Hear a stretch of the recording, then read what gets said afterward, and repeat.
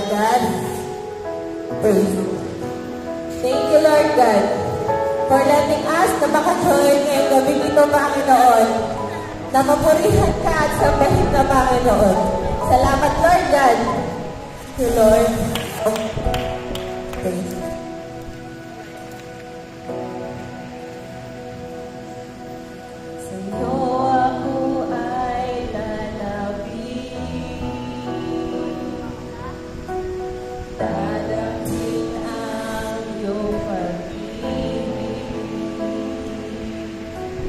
Susundin ko ang iyong nais, mukha mo ang siyang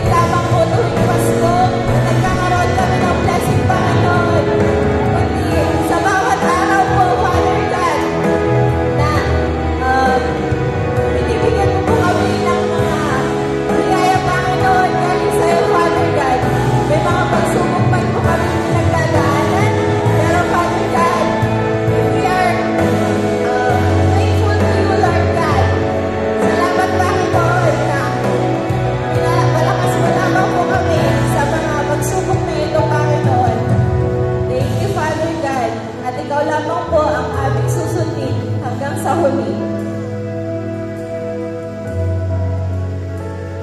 Thank you, Lord, for tonight.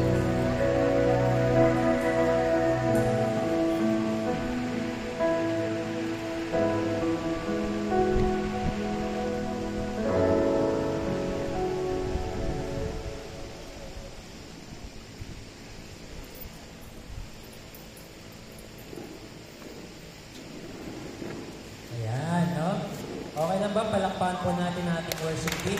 Yan, no? Gabi-gabi po yan na nagpa-practice po sila para po matulungan tayo na makapagpuri sa Panginoon. Amen? Parang minamig ko Hello. Yan. Yan. Hello. Yan. Okay. No? So, ngayong gabi ito, alam ko excited po ang bawat isa para sa mensahe ng Panginoon. Pero tingnan mo muna yung katabi mo. No? Sabihin mo sa kanya, nagagalak ako na nandito ka ngayong gabi nito. Loves you. Yan. Dapat ang pagmamahalan, ang pag-asa, hindi lamang tuwing Pasko. Pero sa araw-araw ng buhay natin, dapat nararanasan natin yan. Diba? Kailan pa ba natin sasabihin yung mga matatamis na salita kung patay na ba? Hindi dapat habang buhay pa, habang kada segundo, kung pwede, every moment ng buhay mo, sinasabi at pinaparanas mo sa mga tao na mahal mo sila. Amen? So, ngayong gabi nito, babalikan po natin yung napag-aralan natin nung unang gabi. No? Nung unang gabi, usapan po natin yung kapanganakan ni Jesus at ang pagtitiwala sa Diyos. Okay? Nabanggit din po natin nung gabi yun na pinagkatiwalaan ni Jesus ang banal na spirito upang siya ay ipanganak dito sa mundo. Okay? Kung alam po natin yung storya, nagpakita kay Maria ang isang anghel na pangalan niya ay si Gabriel. No? Ngayon, sabi niya, Maria, ikaw ay magdadalang tao sa pamamagitan ng banal na spirito. No? Kasi tataka si Maria. Sabi lang ng anghel muna, mabubuntis ka, tapos, paano to? Virgin na ako. Tapos sabi naman ng anghel, huwag kang mag-alala, papasa iyo ang banal na spirito at ikaw ay magdadalang tao at tatawagin mo siyang Jesus. Okay?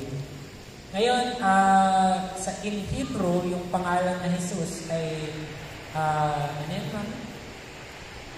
Yeshua ay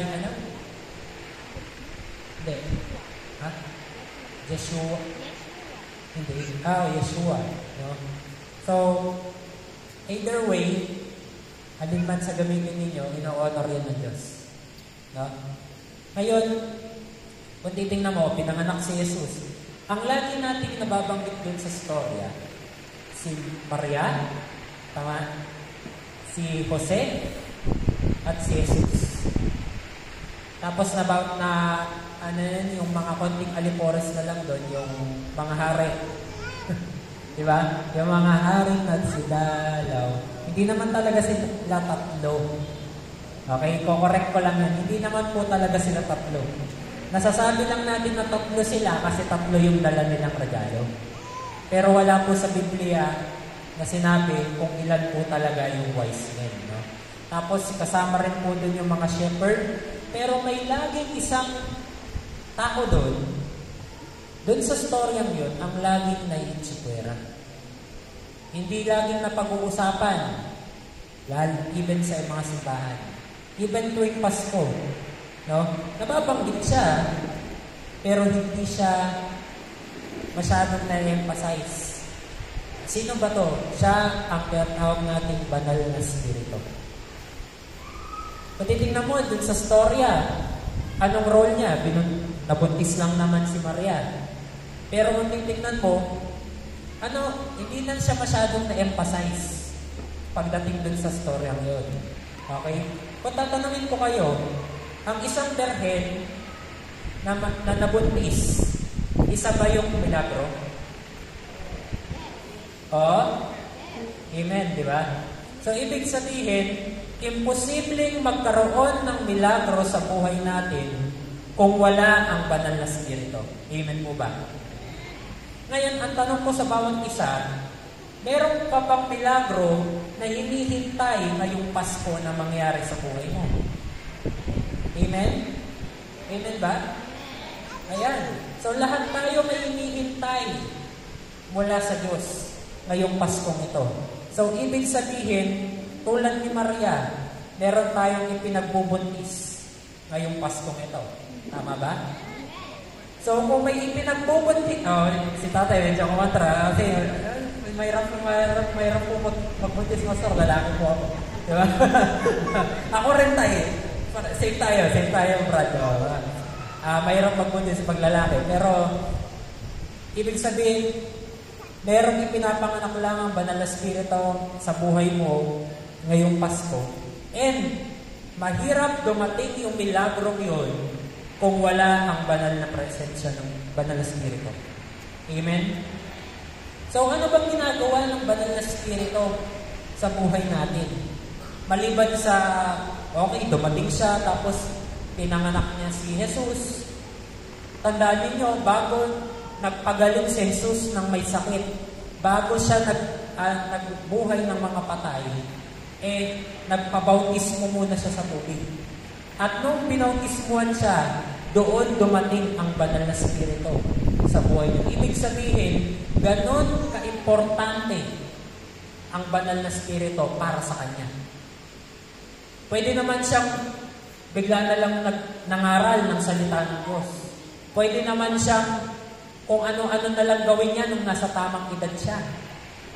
Pero ang unang ginawa niya nung nasa tamang edad siya ay magpabautismo at mapuspos ng banal na Espiritu.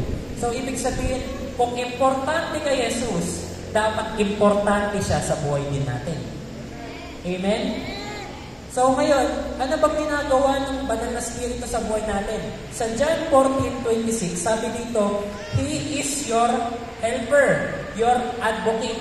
Pag kasi sa Pilipino, helper, medyo alanganin, no? Hindi magandang pakinggan Iniisip natin katulong. Tama? Isip natin atsay. Pero tandaan mo, hindi yun yung sinasabi ng banal na Espiritu, pero hindi yun sinasabi ng banal na kasulatan, pero sabi doon, He is your advocate, your teacher. Ayan, mas lumilinaw na. Tinutulungan ka niya na mas makilala ang Diyos. Bakit? Sino ba dito na nakakita na si Jesus? Wala pa, di ba? So, ibig sabihin, Pastor, paano namin susundan ng Diyos na hindi man namin nakikita, hindi man namin nakikilala? Kaya nga nandyan ang banal na Espiritu, kapatid. Dahil sa Kanya, nagiging buhay si Jesus tuwing binabasa ko ang salita niya. Amen? Tuwing nananalangin ka, pinipikit mo yung mga mata mo, hindi lang siya basta kilabot. Iba kasi, kinikilabutan ako, Holy Spirit. Tingnan mo, pag natatay ka, kinikilabutan ka din. Diba? Kaya hindi siya basta-basta kilabot. Tama? Kaya, kung ikaw ay pumipikit na yung mga mata at nararamdaman mo yung presensya niya, tapos feeling mo, kunwari nakaupo ka dyan, tapos feeling mo meron kang kausap dyan sa tabi mo. Yun yung banal na Espiritu. Nagiging buhay ang Diyos tuwing ikaw ay nananalangin. Amen? Kaya nga, imposibleng makapasok sa presensya ng Diyos kung wala ang banal na Espiritu. Sa tingin mo, kailangan mong paghirapan para makapasok ka sa presensya ng Diyos. Kapatid, ang Diyos sabik sa presensya mo. Ganun ka niya kamahal, hinihintay ka niya araw-araw na manalangin, na basahin yung salita niya, na lumapit sa Kanya. Kaya nga, kung iniisip mo na kailangan kong gumapang-gapang doon, tumambling, o kaya lumuhod papunta doon sa altar, kapatid, hindi mo na kailangan paghirapan pumasok sa presensya ng Diyos kasi nasa iyo ang banal na Espiritu. At walang pwedeng pagdala sa iyo papunta sa presensya ng Diyos kung hindi ang banal na Espiritu. Amen? Tapos sabi dito, but the Helper, the Holy Spirit, whom the Father will send in my name, He will teach you all things. Wow! Kaya nga wala tayong excuse na, Pastor, di ko naman alam na kasalanan yun. Hindi. Ang banal na Espiritu, sabi sa Bible, tuturuan ka niya sa lahat ng bagay. Ibig sabihin, kahit wala si Pastor minsan, tinuturuan ka ng banal na Espiritu kasi 24/7, siya ang kasama mo. Amen? Tulad nga nung isang araw, sabi ko dun sa Bible study namin, yung araw na yon, busy kasi malapit na yung binyag ni Jalia nun. Busy sa bahay, ayos dito, ayos doon. Pero, alam mo yun, aminado ako nun na hindi ganun katindi yung pagbabasa ko ng salita ng Diyos ng araw na yun. Pero hindi ibig sabihin, accepted ako na magbasa. Ibig sabihin, hindi lang ganun kahaba, katindi, no? Pati yung prayer life. Pero, alam mo yun, habang ginagawa ko yung mga bagay-bagay sa bahay, kunwari, inaayos ko yung solar, inaayos ko yung, minsan papanik ako ng bubong. Alam mo, habang papanik ako ng bubong, sasabihin ng Banal na Espiritu, kunin mo yung martilyo. Hindi ko naman kailangan, sabi ko. Pero dahil sinabi mo, kukunin ko. O wala mo kapanik ko dun sa bubong, kailangan ko pala. O, bakit? Tinuturuan niya ako anong dapat mong gawin. Kasi, kung siyasabi natin, ang Diyos ay the Alpha and the Omega, the beginning and the end. Ibig sabihin, alam niya yung umpisa, alam niya yung dulo. So, kung alam niya yung umpisa at alam niya yung dulo, ibig sabihin, alam niya yung mangyayari sa buhay mo. Ako, ewan ko sa inyo, pero wala akong pwedeng ibang pagkatiwalaan sa mundong ito kung hindi yung nakakaalam ng buhay ko mula umpisa hanggang dulo. Kaya magtitiwala ako sa Kanya. Kaya kung ano sasabihin niya, yes Lord, go ako. Diba? Tapos sabi dito sa Kanya salita, He will teach you all things and bring to your remembrance all that I have said to you. Minsan di ka nagtataka, Pastor, bakit kailangan ko pagbasahin yung Bible? Hindi ko naman maalala, kakapal ko yan. Di ba? Pero hindi ka nagtataka, minsan may lalapit sa'yo na hindi mo kakilala, tapos bigla na lang lumalabas mula sa'yo. Hindi mo alam, nangangaral ka na pala ng salita ng Diyos. Tapos, hindi mo man memorize yung verse na yun, pero bigla na lang lumalabas sa'yo. Hindi mo man masabi kung anong chapter, anong libro, pero nakukote mo word per word yung salita ng Diyos. Bakit? Kasi pinapaalala sa'yo ng banal na Espiritu yung mga naaral mo. Kaya nga ako naniniwala ko, natapos natin dito sa Sambang Gabi or every Sunday service, kapag umuwi kayo sa bahay ninyo, more than dun sa pangangaral ni Pastor J, yung pangangaral sa iyo ng Banal na Espiritu. Bakit? Kasi pinaalala niya lahat ng sinabi ng pastor. Kaya paalala niya lahat ng sinabi, lahat ng pinag-aralan namin. Amen? Kaya nga minsan, kunwari, pinag-aralan natin pagpapatawad. Tapos, ayan yan, nasa bahay ka. Bigla na lang, katapos ng pangangaral, bigla na lang, inaway ka ng kapatid mo. Ito na naman tong bullshit na to. Talagang naman, ayos-ayos ng mood ko dun sa church. Tapos, bigla, ginanong niya ako. Tapos, bigla, maaalala mo niyan yung salita ng Diyos na pinag-aralan niyo sa church na magpatawad ka. Ngayon, lalapit ka doon sa kapatid mo. Alam mo, Brad, Kahit mahirap, pinapatawad ako. Tapos, love you. Alam mo, ang hirap gawin yun. Ang daling sabihin, pero ang hirap gawin.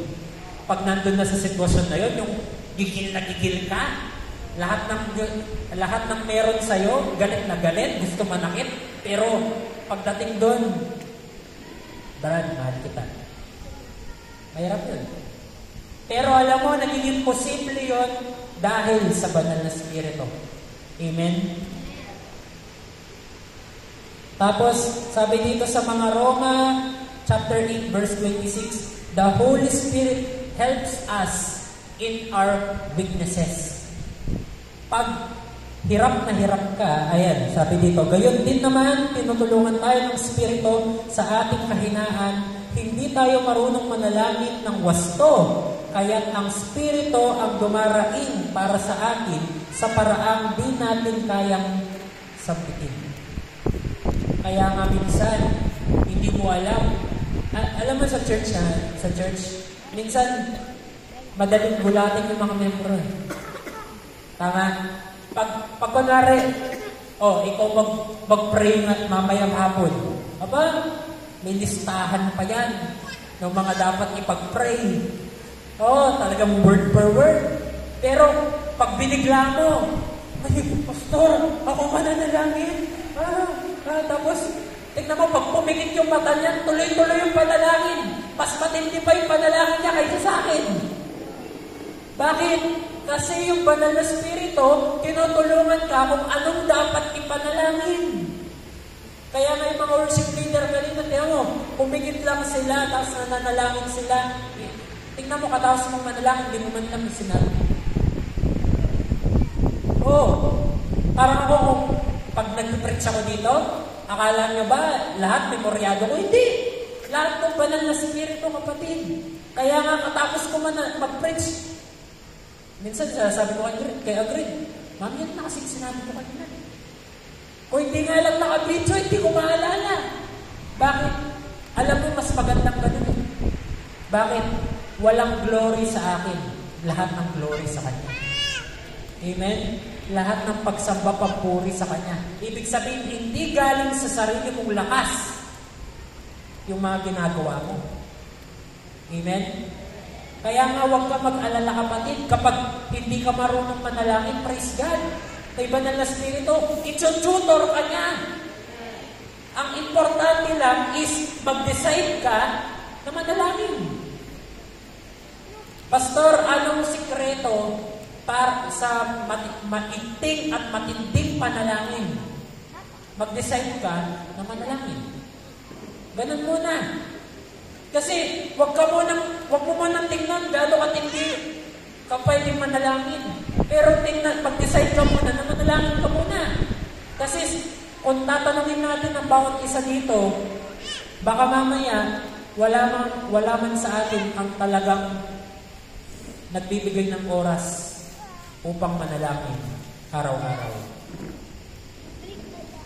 Kaya nga, ang pagbabasa ng salita ng Diyos, ang pananalangin, nag-uumpisa yan sa desisyon. Parang sasabihin natin, kukumpletuhin ko yung 10 gabi. O kaya, etong 2024, Pastor, kahit magkamatayan tayo, hindi ako papalya ng Sunday service. Sa sarili mong lakas, pwede kang pumalya. Pero kung kasama mo ang banal na Espiritu, hindi ka papalya. Amen? Pero it takes a decision. Kailangan mong desisyonan na ito yung i-commit ko sa Panginoon. Kunwari ako, I made a decision. No? Kahit puwet ako, kahit pagod ako, alam na asawa ko, basta madaling araw, yung prayer time ko. Bakit? Kasi alam ko, pag gumising na yung anak ko, pag gumising na yung asawa ko, marami na akong gagawin. At saka pagdating ng alas 7, gumagayak na ako papunta ng trabaho. Kaya nga, I make sure I write na tatayo ako na maaga. Bakit? Kasi yun yung the best time para sa akin na magbasa na salita ng Diyos, na manalangin. At kapatid, when you decide na manalangin at magbasa ng salita ng Diyos, huwag mong ibigay yung tira-tira. Huwag mong bigay yung tira-tira mong oras. Ay, baka mamaya, pag natapos ko na lahat ng gawain ko, baka mamaya meron pa ako natitirang lakas at 30 minutes bago ako makatulog, doon ako mananalangin. Kapatid, pag ganun yung pangatwiran natin, tingnan mo, kahiga mo sa kama mo, tulog ka agad. Oh, totoo yan. Pero kung didesisyonan mo, Holy Spirit, tulungan mo ako. Every ganitong oras, ilalaan ko para sa'yo, pero tulungan mo ako na makilala ang aking Panginoon. Tingnan mo, tutulungan ka niya. Pero kailangan mo magdesisyon. Kasi wala siyang tutulong sa'yo kung hindi ka gagalaw. Tama? Parang yung mga worship leader natin, kung tutusin, hindi man talaga sila train. Diba? Wala naman tayong formal training. Ang sabi ko lang sa inyo is, saliksikin niyong mabuti ang salita ng Diyos at mag-spend time kayo sa Kanya. Pero tingnan nyo, kung titingnan nyo yung pagkatadla kanina, daig mo pang professional. Okay, kinilig sila. Daig pa nilang professional. Bakit? Kasi hindi sa sarili ng lakas yun. Hindi sa sarili ng galing yun. Dahil yun sa pamamagitan ng Banal na Espiritu. Amen? Sige, palakpakan natin ang Diyos, no? Tapos, ano pang ginagawa sa atin ng Banal na Espiritu? It empowers us. Kaya ang buhay Kristiyano na walang power, no? Sabi, tulad nung sinabi natin ng first night, may burn out. Tama? Kaya, sabi dito, the Spirit of the Lord will rest on him, the Spirit of wisdom. Kaya wala tayong excuse minsan na, Pastor, hindi ko alam yan. Siya nga ang Spirito ng wisdom. Diba?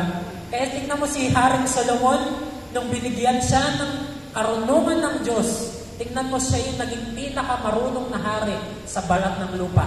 At hanggang ngayon, wala pang tumalo sa kanya. So, ibig sabihin, kahit si Albert Einstein, kahit yung mga scientists natin, hindi pa siya talo. Oo! Hindi pa siya tinalo sa karunungan. Bakit? Yung karunungan niya nang galing sa Diyos. So, ganun ang pwede mangyari sa iyo kapag bumagsak sa iyo ang Banal na Espiritu. Isa pa, sabi dito, the Spirit of understanding. Minsan, hindi mo maunawaan ang mga bagay-bagay. O, sino dito yung estudyante? Tas kamay. Ayan, di ba? May mga estudyante tayo. Sino dito yung nagbabasa ng salita ng Diyos? Tas kamay. Ayan, di ba? Praise God. Kung tutuusin, di ba? Lahat tayo dito, student. Bakit? Ang teacher natin ang Panginoon. Tayo yung estudyante. So, araw-araw nandun tayo sa classroom niya. Bakit? Ano yung classroom ng Panginoon? No? Una, yung salita niya. Yun yung textbook natin. Pangalawa, yung communication natin dun sa teacher. Yun yung prayer. Tapos, pangatlo, yung buhay. Yung buhay, yan yung test natin. Kung papasa tayo dun sa pinag-aralan natin. Oh, tingnan, hindi ko ba nagtataka kung kailan napag-aralan niyo sa church, kadating ko sa bahay, ba't nangyayari sa buhay ko? Kasi tinetest ka na. Sinusubukan ng teacher kung nakuha mo yung lesson. Tama? Kaya nga, yun yung mga panahon na, Lord, bakit ganun? Kung kailan ang gulo ng buhay ko, tahimik ka. Kasi nananahimik siya minsan, tinitingnan niya yung reaction. Ito kayang anak ko, pag hindi ko sinakluluhan, pag hindi ko ginabayan, gagawin pa rin ba niya yung tama? Pero tandaan mo kapatid, when you are empowered by the Holy Spirit, yung mga sitwasyon na yon, nagipit ka, hirap ka, bigla na lang alam mo kung anong gagawin. At magagawa mo pa rin yung tama. ayon sa salita ng Diyos. Okay, dinagdag ko yun, ayon sa salita ng Diyos. Kasi marami sa mata ng mundo ngayon, akala nila tama, mali pala. Diba? Ang dami ngayon sa mundo, binabaluktot natin yung mali, ginagawa natin tama. Kaya nga may tama yung mga tao ngayon. Pero praise God, tinatama tayo ng salita ng Diyos. Amen? Okay. Tapos sabi dito, the Holy Spirit makes Jesus real to us. Nagiging buhay ang Diyos when it comes to the Holy Spirit. Tapos, the Holy Spirit makes us more like Christ, Galatians 5. Kaya nga, hindi ka nagtataka when you have been empowered by the Holy Spirit, bigla na lang mas nagiging mapagmahal ka, humahaba yung pasensya mo, mas nagiging self-controlled ka, mas nagiging mabait ka. Dahil yun sa banal na spirito, tinuturuan ka niya maging katulad ni Kristo. Kasi nga, ang Holy Spirit is the Holiness Spirit. Kaya nga, akala mo ba, ito kasi problema sa maraming Kristiyano. Akala nila, kapag nagkasala sila, ang banal na spirito lumalayo sa kanila. Kasi ito sabi ng Bible, ang Holy Spirit is ang seal mo. Seal. Seal mo for the day of redemption. Ibig sabihin, dahil sa banal na spirito, nakaselyo ka na ibig sabihin ikaw ay ligtas na. No. Ngayon, kung ligtas ka na, at siya lang yung sa pamamagitan lamang ng banal na spirito, kaya ka nagiging banal, paano ka magiging banal kung iiwan ka niya? Tama? Kaya nga hindi ka niya pwedeng iiwan. Hindi ka niya iiwan, hindi ka niya pababayaan. Mananahan siya sa'yo, kaya ikaw ay templo ng banal na spirito. Kaya nga, kung ikaw ay templo, yung buhay mo dapat, pag nananahan siya sa'yo, pabanal ng pabanal. Hindi ko sinasabing legalismo. Magkaiba yun. Hindi ko rin din sinasabing religious. Magkaiba yun. Ang legalismo, gawa tayo ng gawa ng batas na wala naman sa salita ng Diyos. Pero ang pagiging banal, hinihiwalay mo yung sarili mo sa mundo dahil alam mo, pag ginawa mo ito, masasaktan mo ang Panginoon. Amen?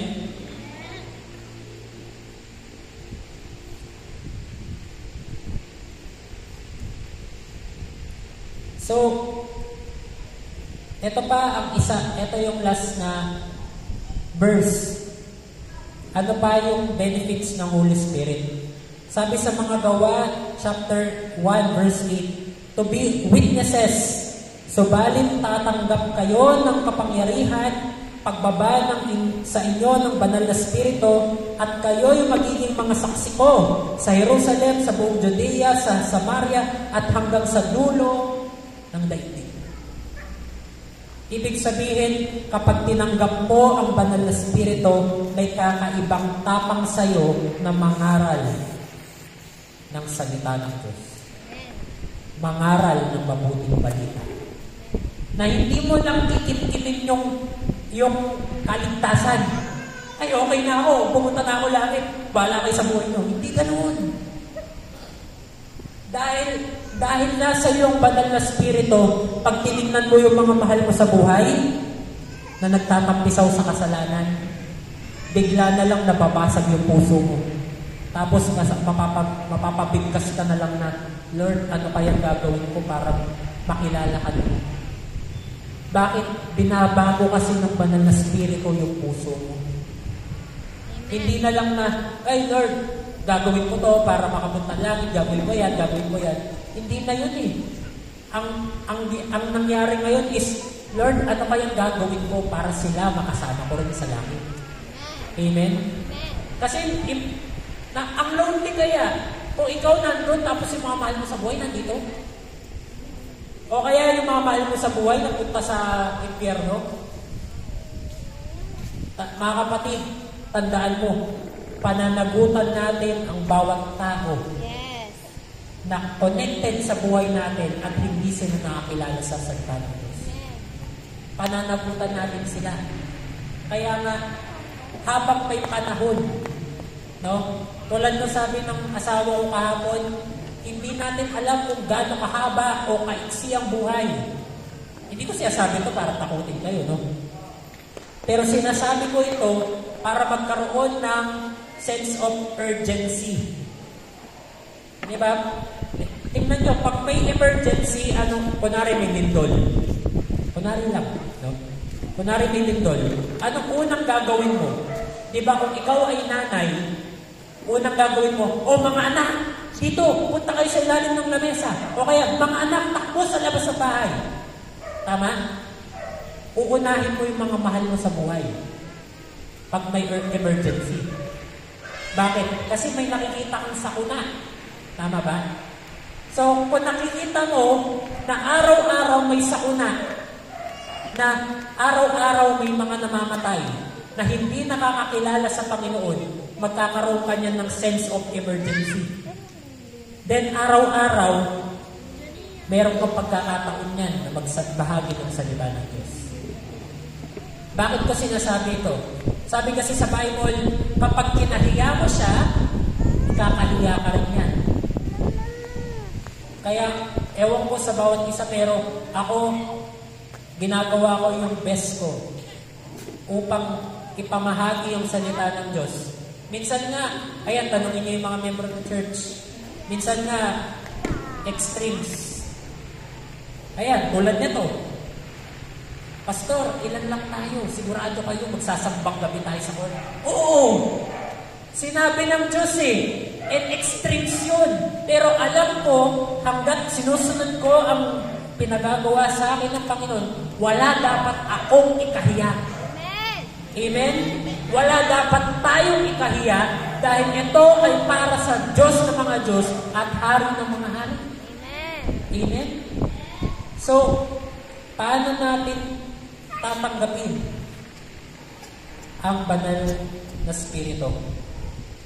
Sabi sa mga Gawa, chapter 2, verse 38, sumagot si Pedro, pagsisihan ninyo't talikuran ang inyong mga kasalanan at magpabautismo kayo sa pangalan ni Jesucristo upang kayo'y patawarin at ipagkakaloob sa inyo ang Espiritu Santo. Tandaan ninyo, bakit yung iba kasi nakikita ko sa church, sabi nila, Pastor, sabi nila, 20 years na akong baptist. Bakit wala pang nagbabago sa buhay ko? Anong unang sinabi ni Pedro? Sabi niya, magsisi kayo. Eh problema, tayo, mahilig tayong manisi. Siya kasi. Asawa ko kasi. Ito kasi. Diba? Lahat na lang sinisisi natin. Pero kailangan tayong nagsisi. Kailan tayo humingi ng buong pusong pagpapatawad sa Diyos at sinabi mo, Lord, ayoko na tong kasalanan na to. Nasusuka na ako sa kasalanan na to. Tulungan niyo po akong magbago. Tingnan mo, hanggat hindi mo kinasusuklaman ang kasalanan na yan, hindi ka magbabago.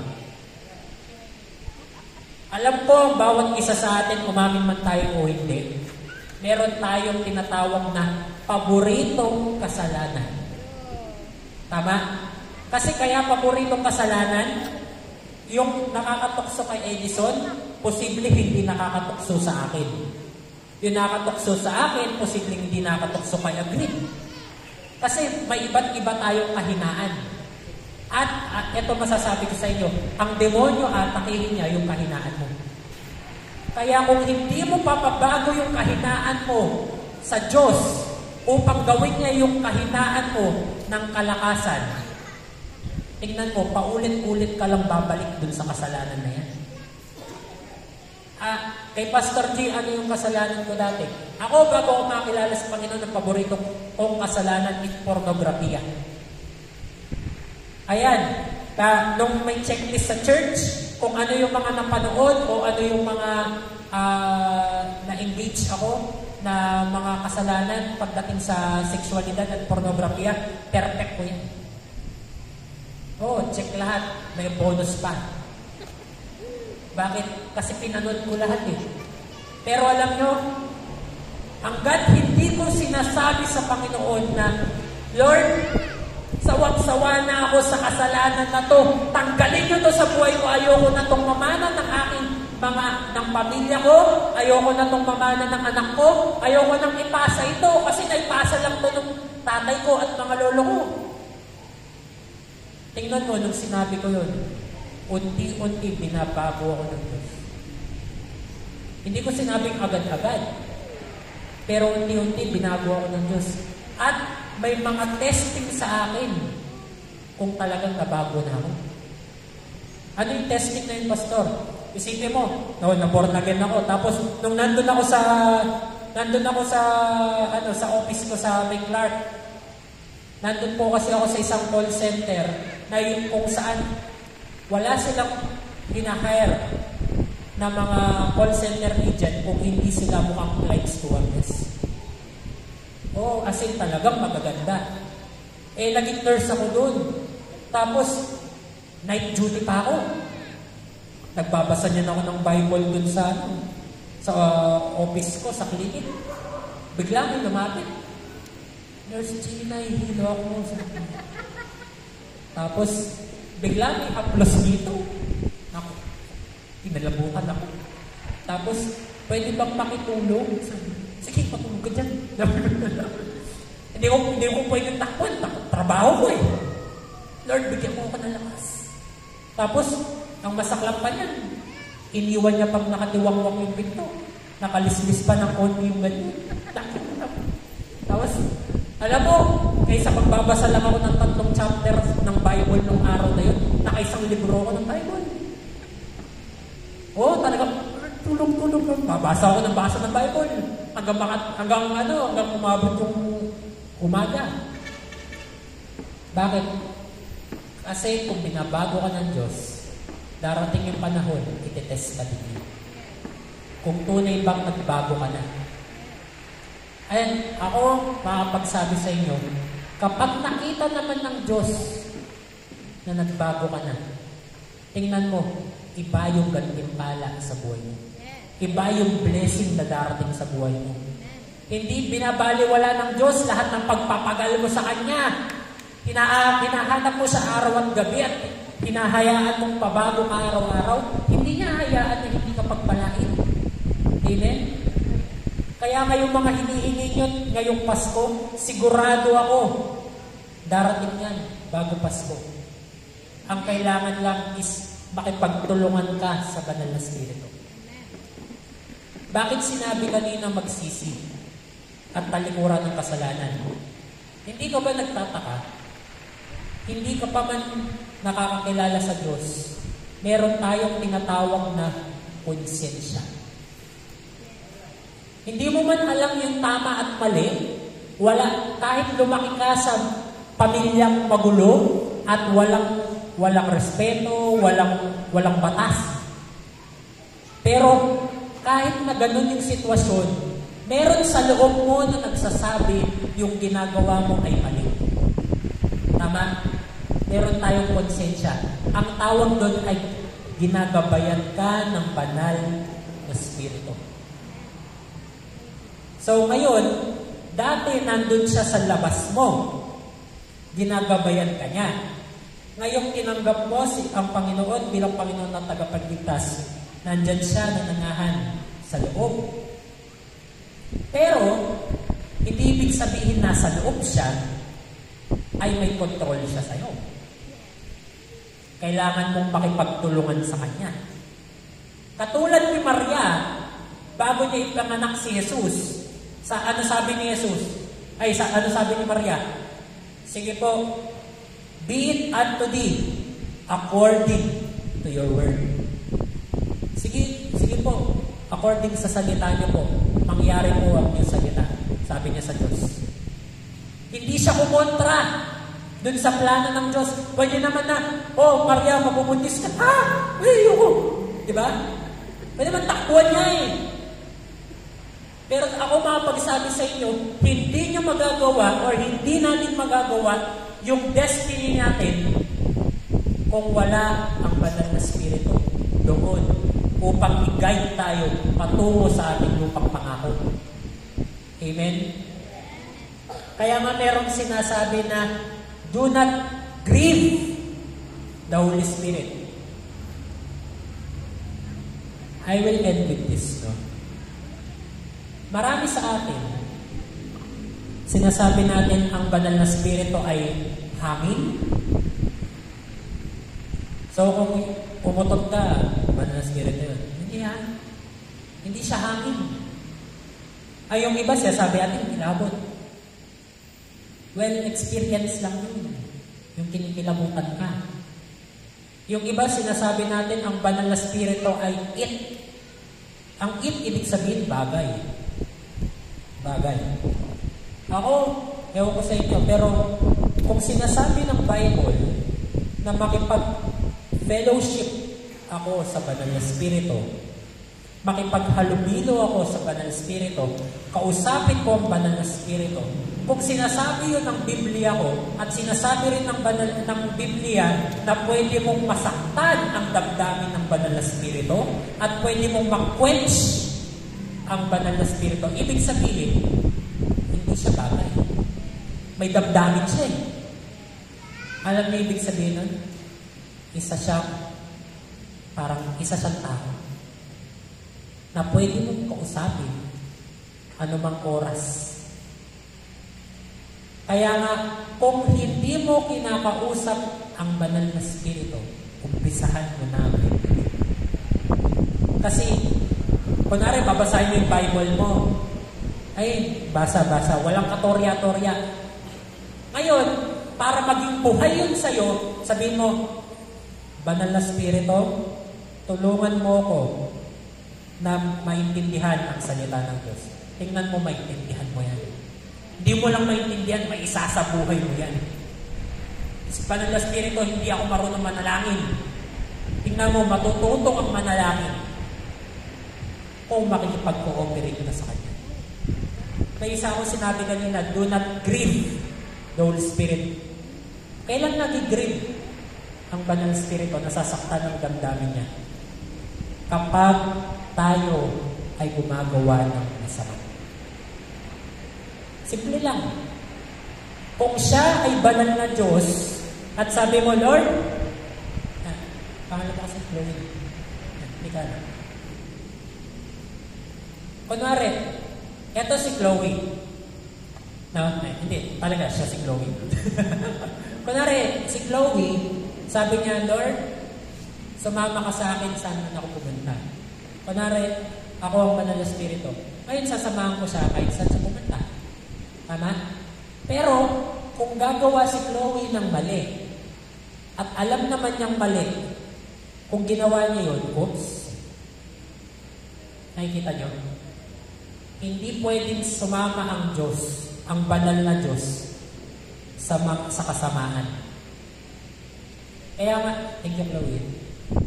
Kaya nga, hindi mo pwedeng, yung iba kasi Kristiyano, nilalagdagan nila ng holy. Kunwari, holy anger. Galit pa din, di ba? Holy jealousy. Ito masaklap na narinig ko eh. Holy witchcraft. Ang pangkukulang pa rin. Mali. Tama. Huwag mong dagdagan ng holy. Tama? Kaya sabi sa Bible, hindi ka pwedeng kumain. Hindi ka pwedeng kumain sa hapagkainan ng Diyos at sa hapagkainan ng diablo. Kailangan mo mamili. Ngayon, kung kakain ka sa hapagkainan ng diablo, wala ang Diyos doon. Ibig sabihin, hindi ka niya susuportahan. Oo, bibigyan ka niya ng konsensya. Oo, ibabalik ka niya sa katotohanan. Pero, hindi ka niya kukonsintihin dyan sa mga maling ginagawa mo. Tapos, ang masaklap pa niyan is do not quench. Alam mo ibig sabihin ng quench? Dati, nangungusap ang Diyos sa'yo. Huwag mong gagawin yan, anak. Anak, bumalik ka na sa church. Anak, bumalik ka na dun sa mga cell group mo. Anak, huwag mong gagawin yan, mali yan. Dati nangungusap ang banal na Espiritu sa'yo. Ang quench, ibig sabihin, na nahimik na siya. Yun yung pinakamasaklap pag nanahimik na siya. Tingnan mo, ang asawa mo, pag panay mong sinasaktan, sino may mga asawa dito, taas kamay? Puro misis nandito, no? Hindi naman siguro kayo nang bubugbog kay mister. Pero, tingnan mo, ang asawang panay mong sinasaktan. Sa una, ano yan dream. Bakit ganito? Pero tingnan mo, kahit umiiyak siya, patuloy ka niyang inaabot. Dahil mahal ka niya. Tama? Pero pag dumating yung panahon na bahala ka dyan, wala na akong pakialam sa'yo. Yun ang tinatawag nating quench. Tahimik na lang siya. Parang wala na siyang paki. Hindi ibig sabihin na walang pakialam sa'yo ang banal na Espiritu. Pero ibig lang sabihin na saktan mo siya to a point na nananahimik siya sa buhay mo. Kung ganun man tayo ngayong gabing ito, ang good news ko sa inyo, it's never too late. It's never too late. Kailangan lang natin, anong kailangan natin? Humingi ng tawad at magsisi at tanggapin siya muli sa buhay natin. At makipagtulungan na tayo mula ngayon. Hindi lang makipagtulungan, pero makipagkaibigan ka na sa Kanya. Pwede ka makipagkaibigan sa banal na Espiritu. Para sa akin, He is my best friend. Oh, tingnan nyo, ang hirap kaya manalangin kapag ikaw ay umiiyak. Kapag ikaw ay sugatan. Kapag ikaw ay nagdudulamhati. Pero, tingnan mo, pag ikaw ay sugatan, pag dumating yung best friend mo, ay, alam mo, Mars, ganito, diba? Lahat na lang pwede mong sabihin kay Mare. Nachismis mo na yung barangay kay Mare, pwede lahat. Bakit kay Holy Spirit hindi natin masabi yung mga gusto nating sabihin? Sabi ng Bible, He is the Spirit of Truth. Kaya dapat magpakatotoo ka lang sa Kanya. Amen? Sino magsasabi, mula ngayong gabing ito, magpapakatotoo na ako sa Diyos? Amen? Sige po, kung kayo po yun, tayo po tayo. Ito ang challenge ko sa bawat isa. Katapos po ng serbisyong ito, i-anoint ko lang po kayo ng oil dito sa ulo. No? Sabi ni Mrs., i-anoint ko lang po kayo ng oil. Pero, ito ang gusto kong gawin and challenge ko sa bawat isa. Pag nandun kayo, mag-isa, sa kung saan man tahimik sa bahay niyo. Kasi nakita ko yung mga bahay dito. Close kasi yung mga magkakamag-anak. Tama, maliit lang kasi yung bahay. So, ngayon kung may tahimik na lugar doon sa bahay na yun, o kaya kung wala man, punta kayo dito sa court, or punta kayo dito sa church. Ngayon, ganito gawin ninyo. Tanggalin nyo lahat ng distraction. Ibig sabihin, tanggalin mo muna, patayin mo muna yung cellphone, yung TV, tanggalin mo muna lahat ng mga gumugulo sa'yo. Huwag mo munang isipin yung mga bata, yung labahin. Pero mag-focus ka lang sa Diyos. Tapos ito lang sabihin mo, Banal na Espiritu, kailangan kita sa buhay mo. Tingnan mo, pag tinanggal mo lahat ng distraction at sinabi mo yon, tingnan mo, may kakaibang presensya kang mararamdaman. Mararamdaman mo ang Diyos sa buhay mo. May isang bata akong sinabihan na ganito. Alam mo, sabi niya, Kuya Jay, magpapakamatay na ako nung gabi mo. Pero nung sinabi mo yan, na banal na spirito, pumunta ka sa buhay ko. Wala man akong ginawa sa kanya, sinabihan ko lang siya. Pumunta ka sa kwarto mo, tahimik mo lahat ng bagay at sabihin mo, banal na spirito, kailangan kita. Alam mo, nung Sunday, na sumunod na araw, Sunday yun eh. Nung Sunday, dumating sa church, sabi niya, alam mo, nas tumatalon-talon siya sa tuwa. Anong nagbago? Ngayon, may banal na spirito siya sa buhay. Amen. Naging buhay ang Diyos sa buhay. Okay lang ba? Taas natin ang ating mga kamay, pikit natin ang ating mga mata. Ngayon, kung may pagkakasalaman tayo, hindi niyo po kailangan mangumpisal sa akin. Pero kailangan niyo mangumpisal sa Diyos. Kailangan niyo sabihin sa Kanya, Lord, patawad po. Kung ako'y nagkamali, nagkasala sa inyo. Kung naging matigas man po yung ulo ko, Panginoon, patawarin niyo po ako. Sige, sabihin, kausapin natin siya. Gusto lang ng Panginoon, real talk. Alam ng Diyos lahat ng meron ka. Meron sa puso mo, sa utak mo, lahat ng mga ginagawa mo, wala kang pwedeng itago sa Kanya. So bakit hindi natin iladlad lahat sa Kanya?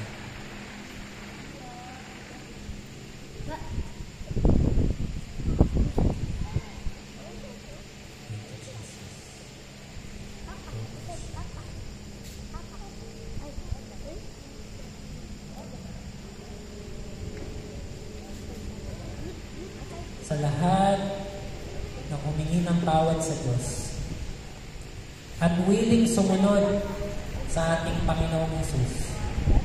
Sundan niyo yung panalangin ko. Panginoon, kailangan kita sa buhay ko.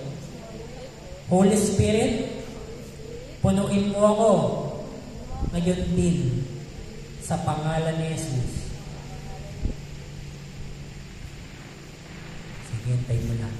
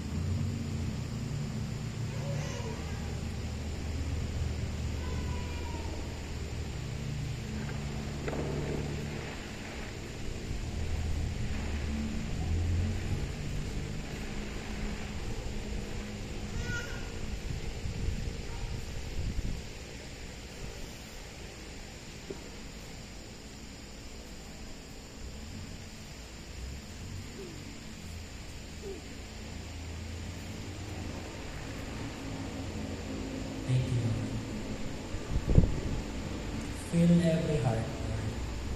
Fill every mind. Thank you, Lord God Almighty. Kakaiba yung presensya mo sa lugar dito na. Thank you, Lord. Fill each and every one, Father. Gustusin niyo po ang bawat isa.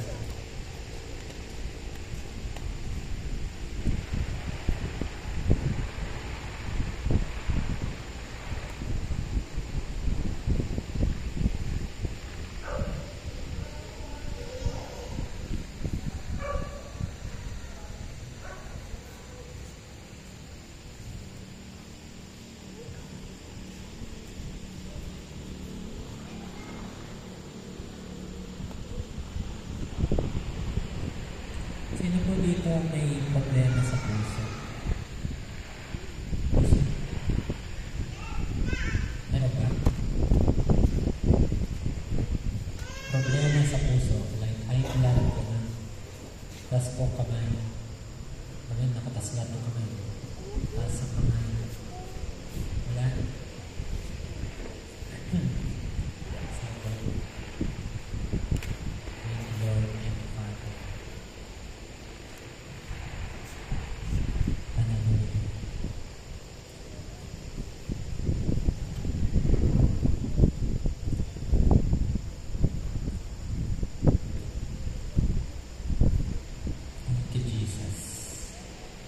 Sa lahat ng papuri, pasalamat, pagsamba Panginoon. Sa pangalan ng Ama, ng Anak, at Espiritu Santo. Amen. Palakpakan natin si Lord. Ramdaman niyo ba yun? Amen. Ang saya lang pag kasama mo at kapartner mo ang banal na Espiritu. Amen. Never ka mag-iisa.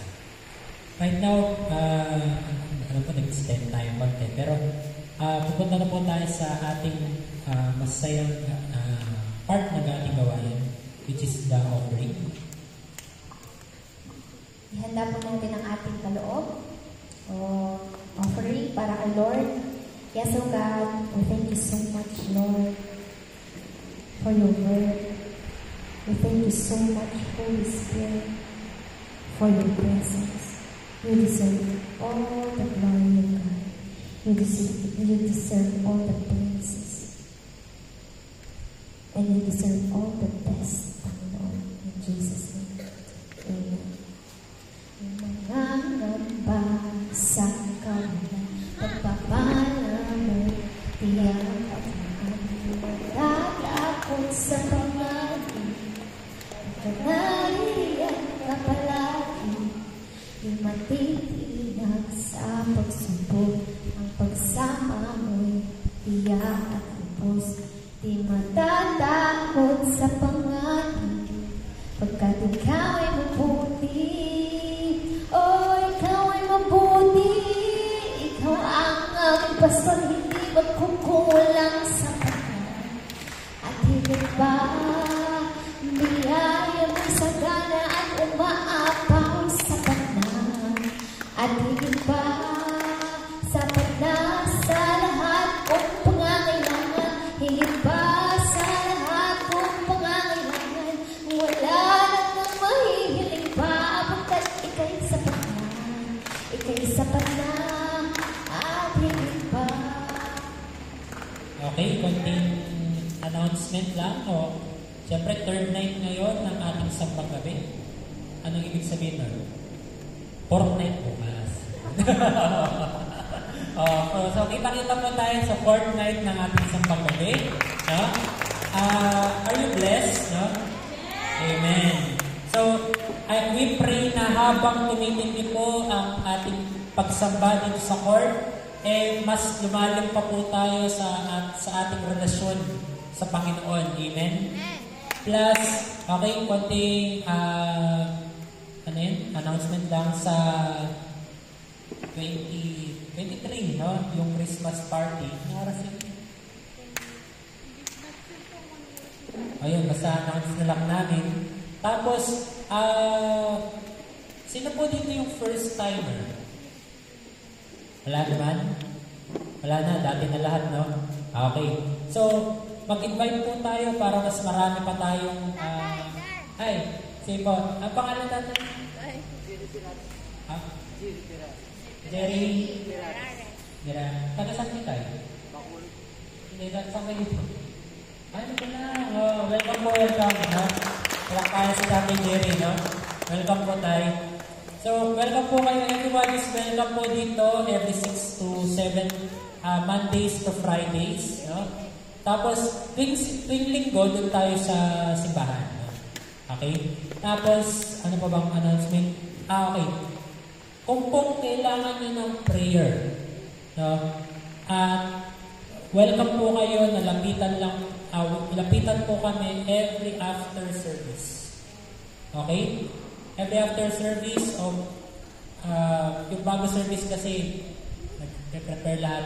After service po kung kailangan nyo po ng special prayer, willing po kami ipag-pray po kahit sino po sa bawat isa. Amen? So, yun po. Yun lang po yung announcement natin. Tayo po tayo lahat. Once again, palakpakan po natin ang ating Panginoon. Grabe, from Bacolod pa si Tatay, pinadala siya dito ng Diyos. So, thank you, Lord. Thank you kay Tatay.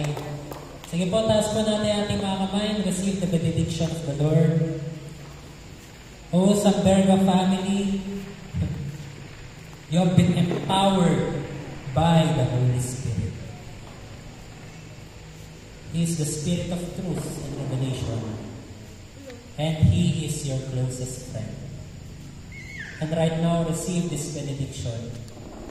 And may the Lord God Almighty, the Creator of the heaven and the earth, bless you and keep you. And may His face shine upon you and be very gracious to you.